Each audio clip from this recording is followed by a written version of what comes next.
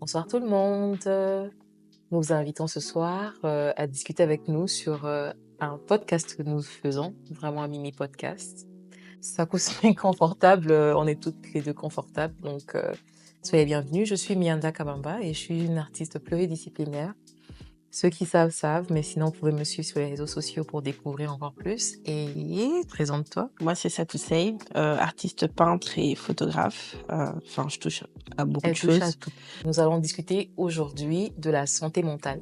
C'est vrai, on parle beaucoup de ce sujet, mais je pense qu'on aura encore une différente approche qui sera encore beaucoup plus ouverte et beaucoup plus intéressante. Donc, parler de la santé mentale, ça te dit quoi? Que c'est un sujet encore très tabou aujourd'hui et que les gens ont du mal à en parler. Que quand il y a un problème, forcément, on veut rediriger les gens vers l'église ou d'autres choses. Mais quand quelqu'un sait qu'il va pas bien mentalement, en général, en tout cas dans la communauté afro, même si je sais que c'est pas seulement chez nous que ça existe, les gens se mettent un voile et pensent qu'il faut que la personne exagère ou qu'elle fait semblant, ou or que c'est Mais vraiment le cas. justement, c'est quoi là, c'est vrai qu'on parle de spiritualité, mais on dit santé mentale, spiritualité. Une personne lambda pourrait comprendre ça comment? Est-ce que c'est juste faire des crises de folie ou comment toi tu percevrais ça? Like, comment tu pourrais expliquer ça pour un enfant peut-être de 5 ans? Pour un enfant plus jeune, c'est un peu plus complexe. C'est un Comme sujet. une définition, Pour si un- par exemple il y a un petit enfant quand on parle de santé mentale, comment est-ce que tu pourrais définir ça? Que tu as le droit d'avoir mal, enfin, que tu as le droit de ne pas être bien, tu as le droit d'être triste, tu as le droit d'accepter tes émotions. Parce que quand tu dis à un enfant je suis triste, bah, tu as le droit d'être triste. Donc, faire en sorte que les gens acceptent plus facilement leurs émotions et que ce ne soit pas un problème quand tu dis que tu es triste. Au fait, je pense que je pourrais t'aider là-dessus.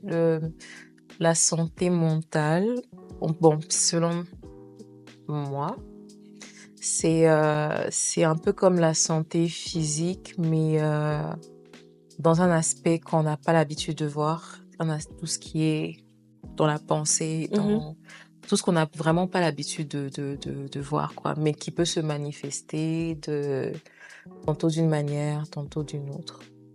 C'est comme ça que moi je définis la santé mentale, tu vois. Je pense que la santé mentale, c'est un tout, parce qu'en fait, ça dépend aussi de l'environnement dans lequel tu es, comment tu as grandi, ta situation. Enfin, il y a tellement de facteurs par rapport à ça. Quel facteur, par exemple, qui résonne dans ta tête quand tu parles de santé mentale? L'anxiété peut avoir Mhm. le stress, enfin, tout ça, ça peut avoir un impact sur ta santé mentale. Et ce qui veut dire que si tu n'es pas bien dans ta tête, que tu n'es pas bien mentalement, le reste ne suit pas forcément. Ok, ok. Enfin, en tout cas, c'est comme ça que je vois les choses. Ouais, ça c'est vrai.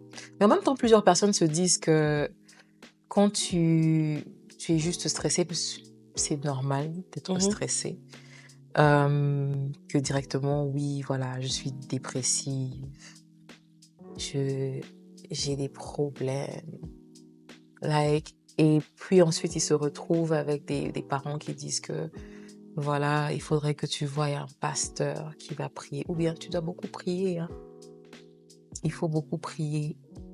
Pourquoi est-ce que je devrais voir un psy, un thérapeute et non un pasteur? Parce que ça n'en va pas de la même. Pour moi, en tout cas, c'est deux choses complètement différentes. Ici, tout est associé à l'église, comme je dis, à la spiritualité. Et des fois, je trouve que les gens mélangent trop les choses, ils n'arrivent pas à faire la part des choses. Quand on voit quelqu'un qui est depuis des années dans la rue, on va dire ah mais c'est un fou et tout machin. Il a eu des problèmes il a des problèmes psychologiques et il n'a pas nécessité de l'encadrement et de l'accompagnement nécessaire pour justement éviter peut-être d'arriver à ce point-là, parce que il y a beaucoup de personnes aujourd'hui dans Kinshasa qui parlent. Tu peux parler seul, parce que moi-même je parle seule. Nous tous, on Donc parle seul. je Qui ne parle à parle pas haute voix, seul? tu vois. Mais on sait faire la différence, et c'est une anecdote que j'ai vécue avec un ami qui est chauffeur de taxi et qui m'accompagne très souvent dans les courses. J'ai dit ah, ça me fait mal de voir qu'il y a autant de fous dans Kinshasa. Il m'a dit il n'est pas fou, il a juste besoin d'être encadré psychologiquement. Et ça m'a rappelé qu'il fallait que je fasse attention à ma façon de parler parce que ça peut avoir un impact sur n'importe qui ou ça peut toucher quelqu'un autour de moi qui a peut-être eu à vivre ce genre de Ah situation. ben en même temps, tu vas pas te mettre à cajoler tout le monde juste pour leur propre santé mentale. Et si Non, mais je pense que c'est important de faire attention à ta façon de parler. Aujourd'hui, Mm. personnellement, il y a des choses où même, par exemple, sur mes réseaux, tu me verras jamais attaquer. Tu vois, les gens qui ont l'insulte facile, que ce soit sur Twitter ou sur TikTok ou quoi, parce que ça a un impact. Ça a un impact sur le mental, ça a un impact sur l'émotionnel. Et c'est des choses qui vont de pair, en fait. Tu vois, donc si les deux ne sont pas en accord, comme on dit toujours, ben, tu peux déjoncter très vite. Tu peux te mettre à déprimer, donc d'où le fait que je dis que faire attention à comment on parle, ça reste super important parce que un enfant, tu sais, il est jeune, il y a des choses qu'il apprend, il n'a pas cette maturité émotionnelle ni intellectuelle de faire la part des choses quand un adulte va passer son temps à lui dire tu es bête, tu es bête. Tu sais, ça va rentrer dans sa tête, ça va rester. Et puis il va grandir, il va dire de toute façon chez moi on me dit je suis bête. Tu vois, je rigole, mais très souvent on se rend pas compte que les mots, en fait c'est pas cajoler, c'est juste faire attention à la façon de parler. Justement. Parce que je ne sais pas qui tu as en face de toi, peut-être que la personne elle vit des moments compliqués et tu vas venir dire des choses qui peut justement la faire basculer. Mais des fois, certaines personnes ont tendance à agir d'une certaine manière qui fait en sorte que ça puisse atteindre ta propre santé mentale. C'est là où justement je me dis que on n'est pas censé marcher sur les œufs à cause de certaines personnes parce que elles-mêmes aussi, elles pourraient aussi avoir un comportement qui puisse affecter la tienne, n'est-ce pas? Non, oui, mais ça va. Même moi, je pense que dans nos cas, on a peut-être déjà à blesser des gens sans que ce soit forcément volontaire. Maintenant, le truc, ça dépend comment tu perçois les choses, parce que un truc que je sais, c'est que tu peux contrôler ton comportement, mais pas celui des autres. Mais tout le monde n'est pas apte à mettre des limites, tout le monde ne sait pas forcément mettre des barrières par rapport à ce qui se dit. Tu vois, ça dépend aussi de ta force aussi. Je prends pas des œufs forcément avec tout le monde. Je parle comme je pense. Je pense que l'authenticité, ça reste super important. Mais il y a un truc que j'ai appris, c'est que je fais attention à la façon dont je parle aux gens. Et très souvent, ce que je fais, je parle aux gens comme j'aimerais qu'on me parle. Après, tout le monde n'est pas obligé de penser comme moi, mais je vois que ça me permet en fait de créer justement certains liens et de ne pas frustrer les gens. Et que si la personne se frustre, en fait, c'est qu'elle a juste un problème avec elle-même. Mais l'importance que ça a, c'est que on ne sait pas ce que les gens traversent ou vivent. Et c'est comme je dis, une personne, par exemple, qui est en dépression, mais sévère et qui est suicidaire ou qui va à l'extrême, pourrait juste parce que t'as été méchante sur un point là rajouter, donc faire déborder ce serait peut-être la goutte qui va faire déborder le vase, rentrer chez elle et faire une bêtise. Mais il y a des gens qui se sont suicidés pour des bêtises. Mais des fois, justement, il y a un problème il y a une différence entre quelqu'un peut-être qui a juste peut-être besoin de suivi thérapeutique, et il y en a d'autres qui sont vraiment à l'extrême. Oui. T'as le côté psychiatrique aussi, tu vois. Donc, entre les différentes maladies mentales qui puissent exister, la schizophrénie, il y en a un tas que je peux pas citer parce que je les connais pas toutes forcément. Mais t'as des gens qui sont, par exemple, en centre psychiatrique parce qu'il y a des choses qui ne vont pas. Maintenant, comme je dis, ça dépend de comment les gens perçoivent les choses, mais après, ce serait demander que tout le monde soit presque gentil, bienveillant et humain. Mais il faut tout pour faire un monde. Mais tout le monde n'a pas cette maturité-là, justement, de comprendre qu'il ne faut pas forcément... Mais justement, parce que moi, je suis en anglais, on dit recovering people pleaser. Je suis une personne qui était toujours en train de faire plaisir aux autres. Mais ça a commencé à avoir aussi un impact sur ma propre santé mentale. Et pour ça, j'ai commencé à apprendre à mettre une barrière.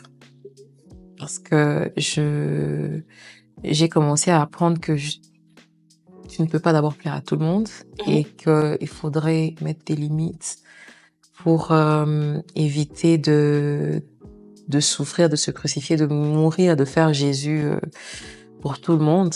Mais c'est pas tout le monde qui comprend ça. Et c'est comme ça que je dis que, perso, je pense que des fois, marcher sur les œufs et tout autour des personnes, c'est toujours, c'est des fois pas intéressant. Je pense que ça dépend vraiment des situations, honnêtement. Parce que la première, si tu me fais chier, allez, bye. je t'envoie chier, je me laisse pas Mais marcher comment sur est-ce que la personne, tu sais comment est-ce que la personne qui te fait chier, peut-être n'a pas besoin de, de ce soft love, ce soft soul. Par contre, tu vois, ça aussi, j'explique aussi, c'est qu'il faut pas que les gens prennent leur mal-être ou le fait qu'ils n'aillent pas bien pour nuire aux autres. C'est pas parce que tu vas pas bien que tu vas m'entraîner dans ta spirale. Si tu as, si tu as... Bah, non, on continue. Ah, c'est trop fort. Si tu as, waouh, Tu as vu, hein? j'ai vu. Oh. Alors, si tu as besoin d'aide, demande. Mais ça va pas te donner le pouvoir parce que tu n'es pas bien de venir me faire vivre un enfer. Et il y a beaucoup de gens comme ça, tu vois, qui ne font pas face à leur trauma, qui vont continuer de traîner leur valise au lieu de dire j'ai besoin d'aide. J'allais dire ah mon Dieu. J'ai besoin d'aide. Au lieu de dire que j'ai besoin d'aide, je sais plus quoi faire ou j'ai besoin de... Tu vois, tu tires la sonnette d'alarme parce que tu as besoin d'aide. Mais certaines personnes ne réalisent pas qu'elles ont besoin d'aide. Des fois, certaines personnes le savent. Honnêtement. Tu sais que t'es, en fait, soit, comme je dis, soit tu as honte. Tout le monde, je peux pas prendre un cas pour une généralité, mais en général, je dis très souvent que les courants sont au courant de ce qu'ils font. En toute âme et conscience, quand tu dis certaines choses ou que tu fais certaines choses, tu peux les faire sur le coup de l'émotion.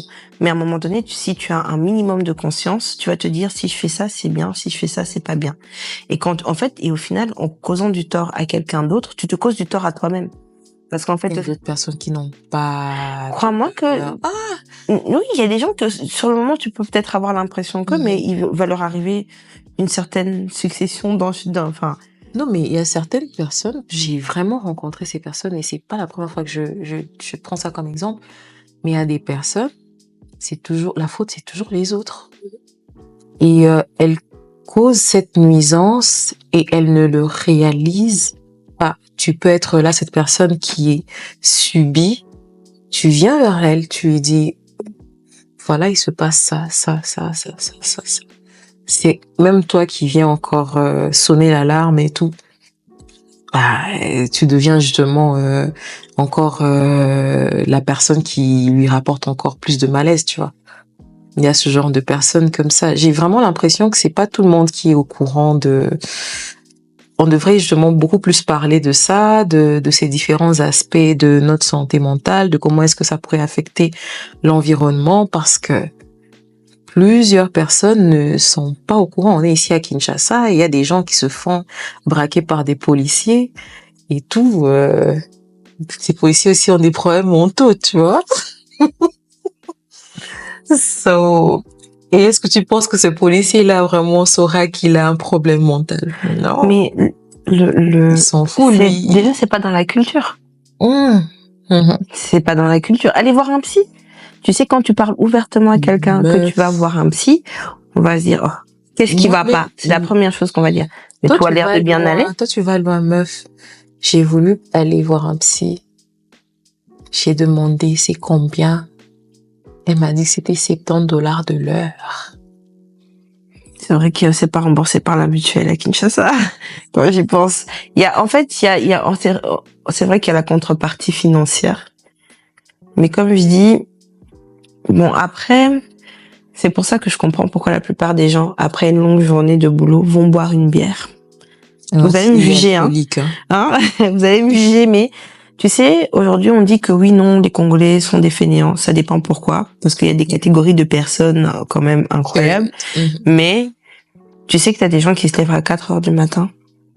Tu les vois déjà commencer à marcher, que ce soit les mamans ou même des enfants qui, tu vois, les chariots avec les trucs de thé, les gens vont chercher l'argent même. C'est vrai que le quinoa ou le congolais, en fait, ça dépend des régions. Les gens vivent au jour le jour parce que il n'y a pas de structure mise en place pour que les gens justement puissent puissent penser beaucoup plus loin. Il y a des choses qu'ils aimeraient, mais les conditions de vie ne te permettent pas de faire en sorte de pouvoir évoluer, de voir à long terme. C'est pas que les gens n'y pensent pas, mais aujourd'hui, tu as 4 enfants, tu as un mari, ou je sais pas, les 4 enfants en question, c'est pourquoi? Parce que la société encore te met la pression et tout, en te faisant comprendre que tu vas trouver le bonheur peut-être en ayant des enfants, tu vois. Mais, c'est encore l'environnement. Ça encore, c'est pas faux, parce que tu sais, je remarque je faisais pas spécialement attention, mais je remarque un peu parce que j'ai été à un mariage, mais la première question qu'on va demander, tu es marié, tu as des enfants, ah vous y pensez, machin nanani nanana, et des fois t'as envie de te dire mais en fait en vérité on n'est plus à l'époque de nos parents, donc c'est vrai qu'on a un peu plus le choix. Je suis pour le mariage parce que je sais que le mariage t'ouvre certaines portes et certaines bénédictions, mais t'as aussi l'autre contrepartie derrière si tu n'y es pas préparé, s'il y a bon la vie, je n'ai jamais été mariée, j'ai pas encore d'enfant, donc il y a des choses que je ne peux pas savoir, mais du peu que j'observe autour de moi. Mais en même temps, même si tu ne sais pas, il faudrait savoir que il y a certaines, tout un univers auquel personne n'est jamais préparé à ça. Non, c'est vrai. Et les gens ne comprennent pas que même ça aussi, ça pourrait affecter quelqu'un, tu vois, mentalement. J'ai déjà entendu parler des histoires de personnes qui se sont mariées, même après avoir eu des enfants, qui se sont dit, tu sais quoi, j'étais pas prêt à avoir des enfants. Je n'étais pas prêt. Même pour une femme avoir des enfants, la transformation de ce corps et tout le postpartum, ça affecte énormément le mental et ça, personne n'est prêt à en parler. Je pense qu'on a tellement de choses à dire, justement, en termes de santé mentale et des facteurs, par exemple. Il peut avoir la mort de quelqu'un de proche.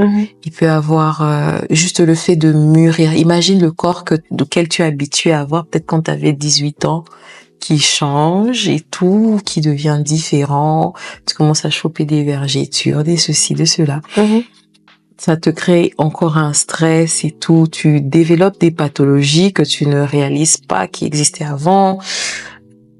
Tu te maries, tu te dis que c'est comme à la télévision avec des films et consorts et tu réalises que, au fait, mince, il y a du travail à faire. Vivre avec quelqu'un qui n'a pas vécu dans le même toit, qui n'a pas reçu la même éducation, c'est assez compliqué. Et puis tu te dis, ok, pourquoi pas, on va avoir des enfants, c'est mignon. Puis tu te tapes, tu dors pas. C'est pas évident, c'est pas évident. Et tu vois, les gens ne comprennent pas que plusieurs de ces facteurs, au fait, c'est la vie en question. La vie, tu parles de ça, j'ai envie de rajouter tes choix de vie personnels. Quand tu ne veux pas suivre ce que les parents te disent de faire, ta sexualité, parce qu'aujourd'hui on est confronté à beaucoup de cas où les gens doivent cacher leur sexualité pour plaire aux gens, de se fondre dans la masse. Donc t'es malheureux parce que tu veux bien paraître aux yeux des autres, parce que ce qu'on te dit est mal vu, pourtant tu sais ce que tu veux. Après, comme je dis, ça dépend de l'éducation, la vision, et par rapport aux valeurs familiales, très souvent des gens font des choix par rapport aux valeurs familiales parce qu'ils n'ont pas envie de décevoir les parents. Donc ils sont obligés de se cacher. Et c'est des trucs qui peuvent Mais donc bon, c'est vrai que je suis en train de peut-être précipiter certaines choses, mais tu penses que pour avoir une bonne santé mentale, il faudrait absolument ne pas suivre tout ce que la société dit? Parce que ce que je suis en train de voir, c'est un peu ça. En fait, je pense que c'est une question d'être en accord avec soi-même par rapport à ses choix. En accord avec soi-même par rapport à ses choix? Ouais, parce que le truc, c'est que... Ah, Biggie, laisse les gens tranquilles. Viens ici. Et je vous présente Biggie. Biggie ne veut pas être représentée. Coucou. Non. Elle a accroché ses pattes. Bon, ça c'est Biggie. Biggie dit bonjour. La petite fille de mon frère. Bonsoir. Bon. Biggie, can't you see? Elle va partir. Et en plus, elle bouge pas, ça m'étonne. C'est trop. Ok, goodbye. Elle va se remettre là. Puis elle va me griffer. Honnêtement, je peux pas parler de cas. Bon, j'ai pas envie que ça fasse trop genre la meuf qui ne veut que parler d'elle, mais je peux parler que des choses que j'ai vécues. Bien sûr, tu vois. Par exemple, aujourd'hui, le fait que je fasse des photos, que je m'assume, tu vois, que ce soit des photos quand même assez osées par rapport à la culture, par rapport à l'éducation que j'ai reçue, parce que tu sais, quand les gens me rencontrent avant de voir mon Instagram, très souvent les gens sont choqués parce qu'ils se disent ça n'a strictement rien à voir avec la personne qu'on voit, or que c'est ce qui fait partie de moi. Et j'ai eu comment dire, ma mère, je pense pas que ma mère ait réellement accepté aujourd'hui, par exemple. Parce que le seul truc qu'elle m'a dit, c'est que comme j'ai pris du poids, il faut que je fasse attention, moi qui aime faire des photos. Mais c'est vrai que quand, par exemple, je lui envoie des photos, que genre, je lui montre un peu ce que je fais, elle est pas réceptive parce que ma mère voyait autre chose pour moi. Mais j'ai remarqué que plus j'essayais de comment dire, Réinventer? pas me réinventer, mais me remettre sur ouais, avoir une vie, on va dire conventionnelle. Que genre je voulais vraiment faire les choses de façon conventionnelle et suivre et écouter ce qu'on me dit, ça ne m'a jamais réussi. Et au final, je me suis dit, pourquoi je vais faire semblant d'être quelqu'un ou faire les choses pour plaire à ma famille ou les gens ou mes amis et moi être malheureuse dans mon coin. En fait, je me suis dit que ça plaise pas, je le fais. Tant que mes choix n'incluent rien de négatif dans la vie des autres, je fais ce que je veux. J'ai rien envie à personne, je suis en vie et en bonne santé et je fais ce que j'aime. Que ça perce ou que ça perce pas, que les gens, je m'en fous parce que je me dis j'ai l'opportunité chaque jour de pouvoir faire ce que j'aime. Donc en fait, je n'ai aucune excuse pour ne pas en même temps aussi, avec la vie, il n'y a pas vraiment trop de formules. Puisque je pense, bon, c'est ce qui me permet de dormir tranquillement la nuit. Pour ma propre santé mentale, comme vous avez remarqué que je n'ai pas l'argent pour me payer la thérapeute. C'est $20, c'est trop. Donc, il faut que je puisse avoir des plans B. Ah ouais, parce qu'on a switché quand je dis, on est parti loin, tu vois. Non, mais vas-y. C'est pour ça que je disais, en fait, comme, c'est pas qu'il y a des gens qui n'aimeraient pas pouvoir parler à quelqu'un, mais la thérapie du Congolais, ça va être dans le bruit. Oui. Mais dans le bruit. Ça, c'est vrai, parce que quand on coupe le bruit, on a essayé cette expérience, Kinshasa sans bruit, et les Congolais étaient dans la dépression. Like, visible. C'est grave. Non, mais avec tous les problèmes de la vie que tu as déjà tous les jours. Problème d'eau, problème d'électricité. Tu dois chercher l'argent. L'auto qui augmente. Ça, tous les problèmes. Vous n'avez pas les Sosoba kidnappeurs, c'est genre. Vraiment. Le Congo, vraiment. Et, en fait, la musique, l'ambiance, l'alcool, c'est un moyen pour beaucoup de décompresser. Parce que ce soit les hommes, que ce soit les femmes, que ce soit dans les relations, dans la vie de tous les jours, la galère ou quoi, t'as des gens qui vivent des réalités, je pense que même nous sommes pas au courant. Donc, il faut que les gens, et l'être humain est comme ça, faut qu'il évacue sa frustration. Donc il se dit, autant que j'aille manger ma chèvre, mon dindon, et je boive ma bière. C'est tout. Et ça marche bien ce commerce-là. Dindon. Ok. Non, mais c'est trop fort. En plus, tu vois comment il faut ça dans la rue, là. Tu te dis, c'est seulement, il y aura des microbes, mais c'est des microbes, là, qui sont bons. C'est ceux qui rajoutent bien des arômes, hein.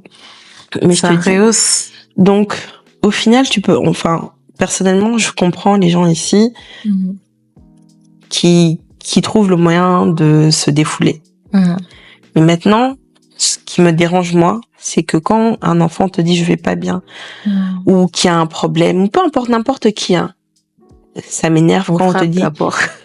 Pardon. Elle a dit on frappe d'abord. On est un peuple violent, c'est abusé. C'est pas possible. Sorry for laughing. Mais bon.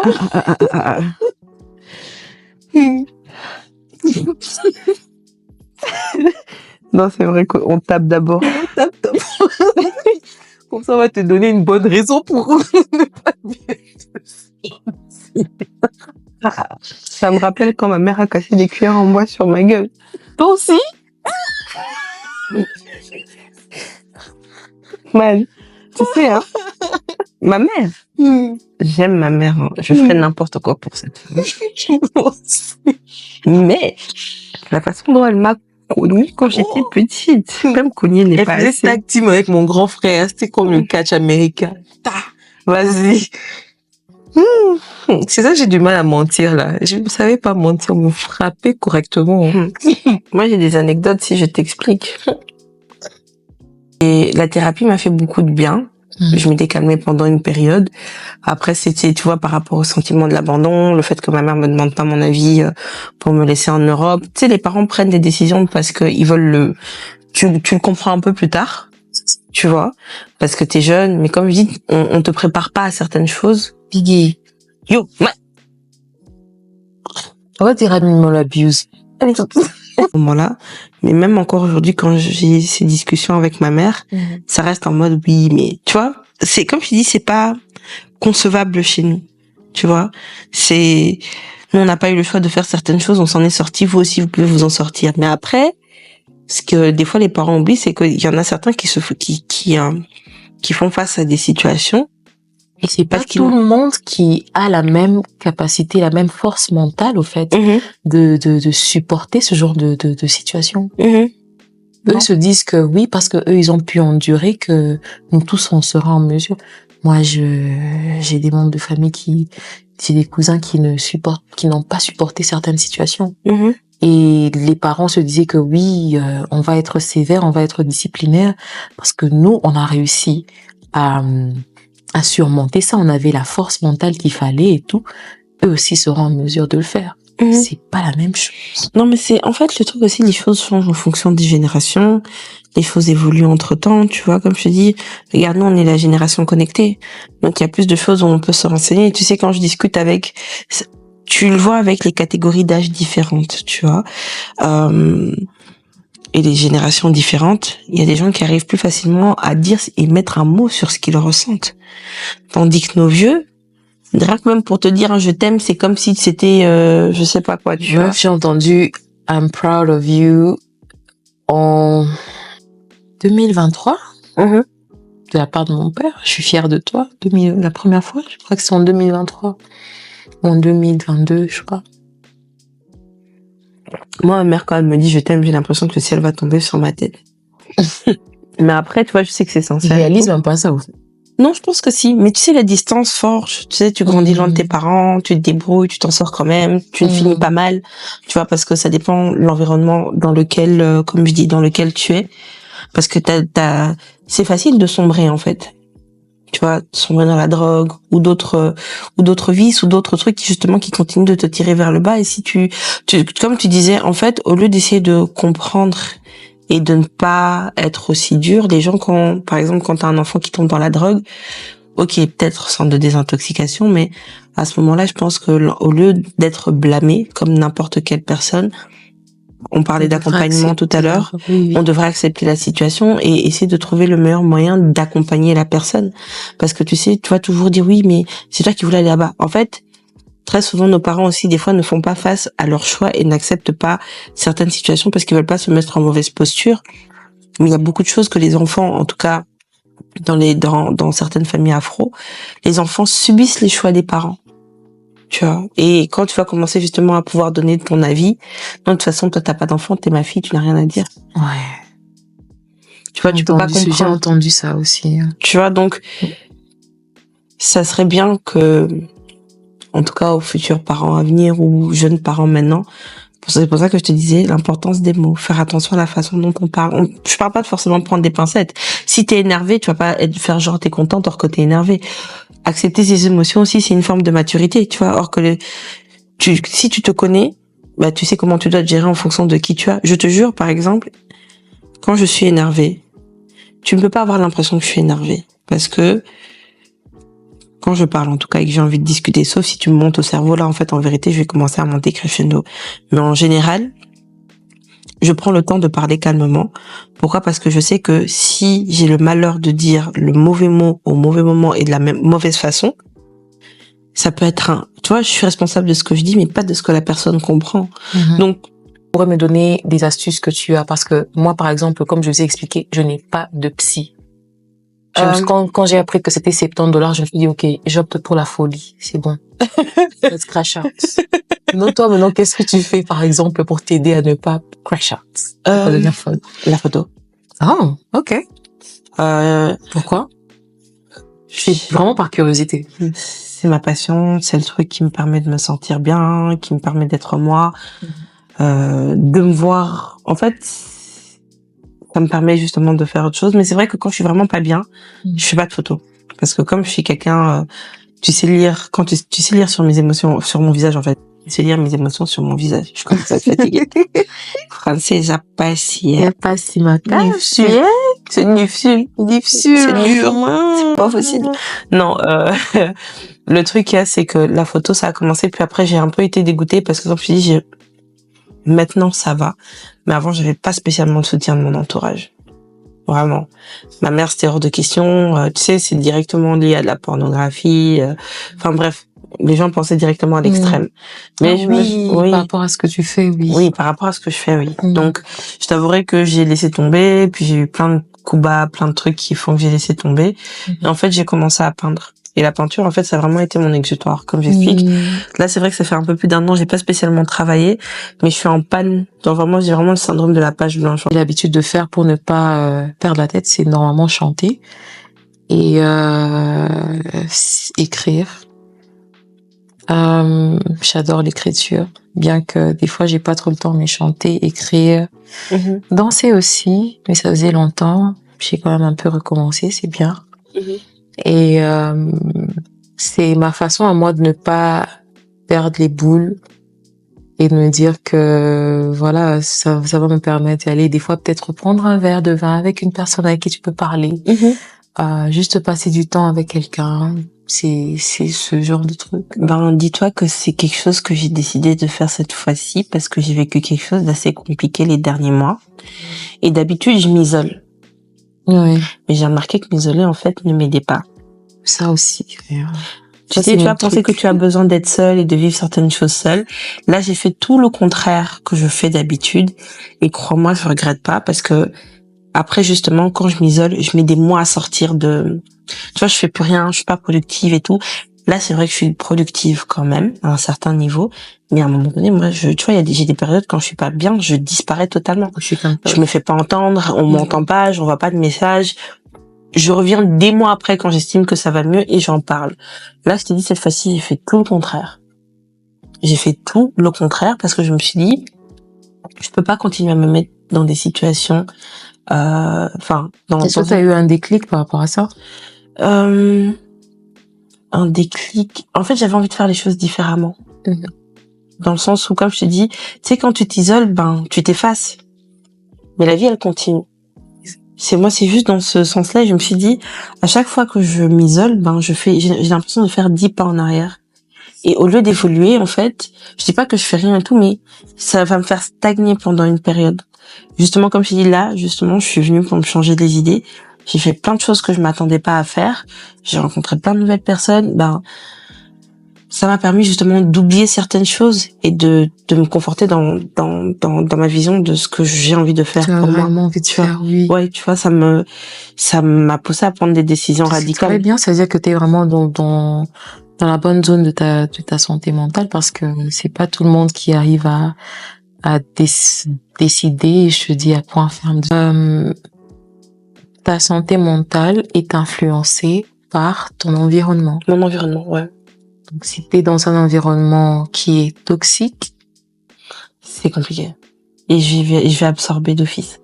Et c'est pour ça que je vais, aujourd'hui, quand je sens que quelqu'un veut me monter au cerveau et que ça a un impact sur ce que je fais, sur qui je suis, la personne, elle saute. Et c'est pas parce que je ne veux plus de la personne, que je n'aime pas la personne, mais elle n'est pas bonne pour moi. Et tu sais, le mental, ça joue sur le physique, ça joue sur tout le reste, tu vois, et on se rend pas compte. Donc, le mental, c'est vraiment comme le physique, mais c'est juste qu'on ne voit pas. C'est invisible.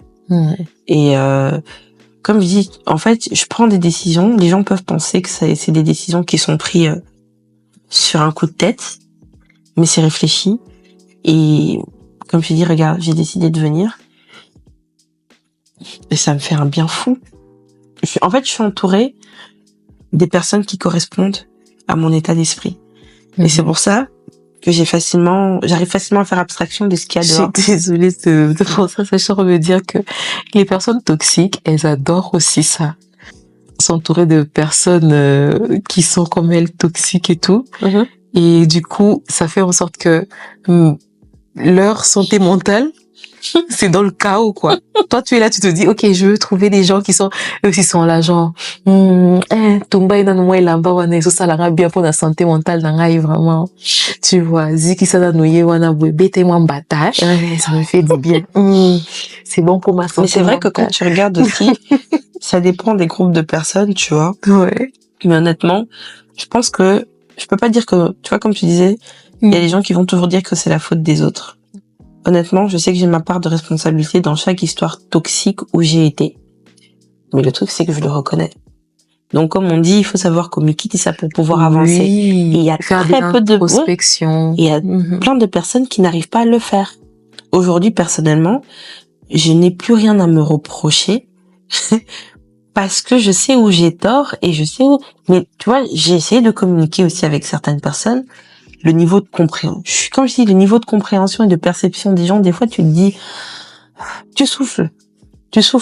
J'avoue, déjà, je vais te dire bravo. Par rapport à ton premier podcast. Ouais, parce que le premier podcast, ça faisait plus interview, exactement, que discussion. C'était mon premier podcast. C'est cool, hein? À la prochaine. Ça sera pas la dernière fois. Inch'Allah. So, I love you. Bye. Take care. Bye bye. Soin de vous. Prenez soin de votre santé mentale. Au revoir. Prenez soin de vous. Faut continuer d'aller boire la bière et écouter la musique. Merci la bière.